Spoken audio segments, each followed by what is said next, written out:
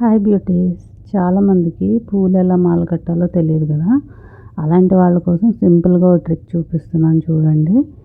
ఇట్లా మిషన్ మీద మనం మాల కట్టామనుకోండి, ఎన్ని పూలైనా మాల కట్టేయచ్చు ఈజీగా. ఎన్ని మీద ఓన్లీ కనకాంబరాలే కాదు, మల్లెపూలు, విరజాజి పూలు, సన్నజాజి పూలు ఏవైనా మాల కట్టచ్చు అనమాట. ఇట్లా మీరు పాదం లేపి మనం రెగ్యులర్గా అటు రెండు ఇటు రెండు పెడతాం కదా, అలా కాకుండా ఇంకో కొంచెం ఎక్కువ పూలు పెట్టుకొని జస్ట్ ఇలా కుట్టినట్టుగా కుట్టేయటమే అనమాట. కానీ సింపుల్గా అయిపోతుంది. మనం ఎంత మాలైనా కట్టేయచ్చు. జనరల్గా కనకాంబరాలు కానీ ఏమైనా ఎక్కువ పూలు ఉన్నాయనుకోండి, మాల కట్టడానికి మనకి కొన్ని కట్టేసరికి విసుగొచ్చేస్తుంది.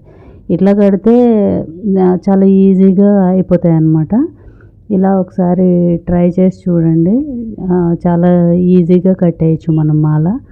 మళ్ళీ ఒకసారి దగ్గరగా చూపిస్తున్నాను చూడండి, అంటే మీకు క్లియర్గా అర్థమవటం కోసమని. ఇది చాలా సింపుల్గా ఉంది కదా, అండ్ మీకు చెప్పటం కంటే కూడా క్లియర్గానే కనిపిస్తుంది అనుకుంటున్నాను. అంటే చెప్పేదానికంటే చూస్తే మీకు తెలుస్తుంది కదా. సో అదనమాట. కానీ ఇది ఇలా ఓల్డ్ మిషన్స్ మీదే వస్తుంది, ఎలక్ట్రిక్ మిషన్స్ మీద అయితే రావట్లేదు. ఎందుకంటే అది మనకి పెడల్ ఫాస్ట్గా వెళ్ళిపోతుంది కదా, పాదం దగ్గర మనం ప్రెస్ చేసేసరికి ఫాస్ట్గా వెళ్ళిపోతుంది కదా. ఇది అనుకోండి కొంచెం మన కంట్రోల్లో ఉంటుంది కదా, దీని మీద మాత్రమే ట్రై చేస్తే వచ్చింది. దాని మీద ట్రై చేస్తే అంత బాగా రాలేదు. అండ్ ఇది మీకు పువ్వులు ఊడిపోవటం కానీ మాల సాగిపోవటం కానీ కూడా ఉండదు అనమాట. మనం ఎట్లా కట్టిన మాల అట్లానే ఉంటుంది. చాలా బాగా వచ్చింది.